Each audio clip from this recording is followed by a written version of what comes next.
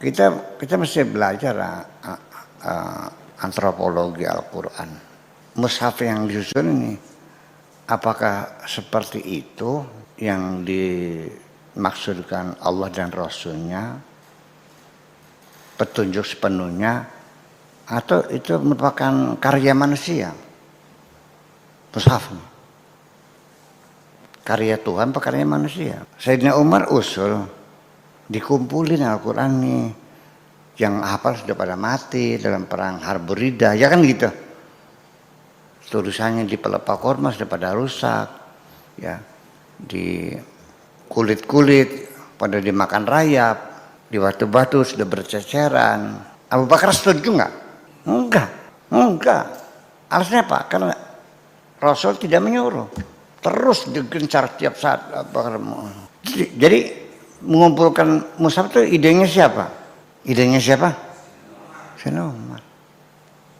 Bukan Abu Bakar, bukan. Bukan Nabi, bukan. Kalau begitu karyanya siapa mushafnya? Ya, terus ketika dikumpulkan pada sahabat namanya Hafsah yang tulisnya itu, setelah dikumpulkan semuanya, terus semua tulisan Al-Quran, baik di batu, di pelepah korma, di apalagi, di kulit-kulit, dimusnahkan, dibakar semuanya. Diseragamkan Sayyidina Umar. Sampai sekarang kita tidak punya artefak. Betul nggak? Itu kan seperti itu terjadinya. Kemudian sejarah turun Al-Quran secara berurutan nggak ada, kita nggak jejak.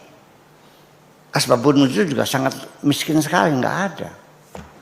Artefaknya aja tulisan asli mana nggak ada. Itu udah salinan-salinan. Ya kenapa dibakar? Salahnya. Kemudian ketika Al-Quran dibakar, kertasnya setebal-tebal ini, 1 senti tebelnya, kulit 1 senti. Jadi kalau satu Quran tuh kira-kira berapa ruangan ini? Berapa meter kubik tuh? Dan tulisan pasti tulisannya besar-besar kan? Dan tebal-tebal.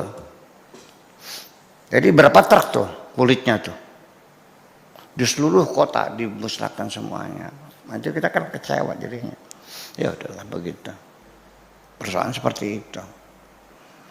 Kemudian juga Al-Quran ceritanya bahwa setiap bulan puasa Jibril datang. Ini ayat ini taruhnya di surat ini. Suratnya nomor sekian. Ayatnya ini. Ayat ini nanti yang surat pendek-pendek dikumpulin surat pendek-pendek, yang panjang dengan surat yang panjang-panjang. Begitu ceritanya. Rutin malaikat Jibril gitu. Atau itu ide para pengumpul Quran aja. Saya mengatakan satu ketika ada seorang berperang sahabat bingung gitu menghadap Sayyidina Umar. Bunyinya itu ayatnya laqad ja'akum rasulun min anfusikum azizun 'alaihi ma 'anittum harisun 'alaikum bil mu'minina raufur rahim fa in tawallaw faqul hasbiyallahu la ilaha illa huwa 'alaihi tawakkaltu wa huwa rabbul arsyil 'azim. Ya Umar, ini ayat ini di mana ditaruhnya? Selewat. Kata Umar, kalau andai kan ayat itu terdiri dari 3 ayat, masukkan aja di juz amal lah, sependek. Tapi ntar dulu katanya, taruh aja di akhir surat At-Taubah. Kita begitu. Jadi siapa yang menyusun Al-Quran ini? Itu pertanyaan. Ya masalah jadinya kan. Itu kita bahas antropologinya. Jadi artinya bahwa kita harus tolong dong dalam beragama, jangan ngotot bahwa itu sudah pasti benar. Betul nggak? Kita sama-sama tidak tahunya kok. Sholat saja bermacam-macam kok. Ada yang sedekah, ada yang tidak, ada yang digoyang-goyang, ada yang tidak, ada yang baca Fatihah, ada yang tidak. Siapa yang berani bersumpah? Aku melihat Nabi sholatnya begini. Sok ngaku. Berarti kan tidak ada yang pernah melihat secara langsung. Semuanya itu kan di abad kedua. Katanya. saksi mata, eyewitness, nggak ada yang jelas. Bagaimana sholatnya Nabi? Ini yang digoyang-goyang, bilang Nabi goyang-goyang. Yang sedekap bilang Nabi sedekap. Yang tidak sedekap bilangnya Nabi sedekap. Yang kunut katanya Nabi kunut. Yang membid'ahkan kunut, Nabi tidak berkunut. Ada nggak yang berani bersumpah? Aku melihat Nabi sholatnya begini, kan nggak ada. Kok sama-sama tidak tahunya kok bertengkar sih? Yang pada beli pahamnya juga tukaran keding kah? Dan biasanya karena sama-sama tidak tahunya itulah orang bertengkar. Kalau memang ada orang yang tahu ditinggal pergi, apa namanya mulus dah. Kita sama-sama tidak tahunya. Aku juga belum pernah melihat Kanjeng Nabi. Engkau juga nggak pernah melihatnya kok. Kayak apa orangnya? Iya, ini mah. Nah itu kira-kira semacam itu. Nanti karena bagaimanapun yang kita pahami Islam itu, yang membawa Islam siapa? Dia, itulah yang tadi kita bicarakan itu, melalui alladzi ja'a bihi sayyiduna Muhammad sallallahu alaihi wasallam, yang dibawa oleh Kanjeng Nabi. Dia yang diberi mandat oleh Allah untuk menyampaikan agama Islam ini. Akan seperti itu. Nah, lalu pada akhirnya siapa?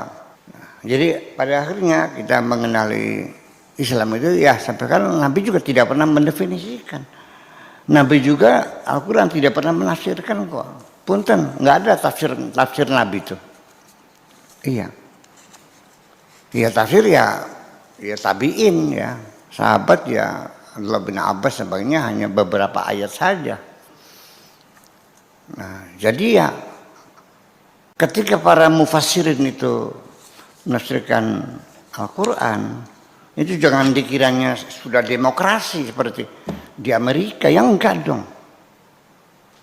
Dikontrol oleh raja, jangan sampai tafsirnya bikin gaduh nantinya. Jadi ada pengarahan, ada juklak, ada juknis, ada yang sesuai dengan yang kira-kira mendukung kekuasaan. Begitu ada mufassir yang ngorek-ngorek Al-Quran yang bertentangan dengan kepentingan kerajaan, dipersulit.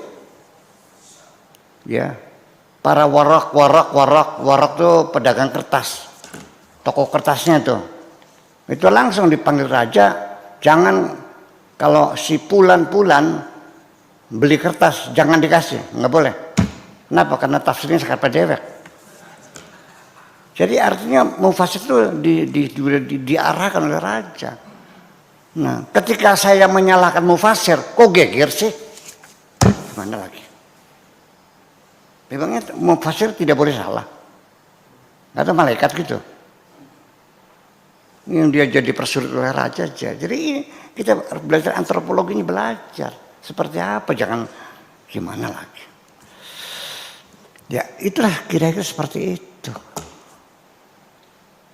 Sekarang tafsir dulu, tafsir Ibnu Ishaq dan sebagainya, ya, tafsir Al-Quran zaman dulu campur aduk dengan khurafat.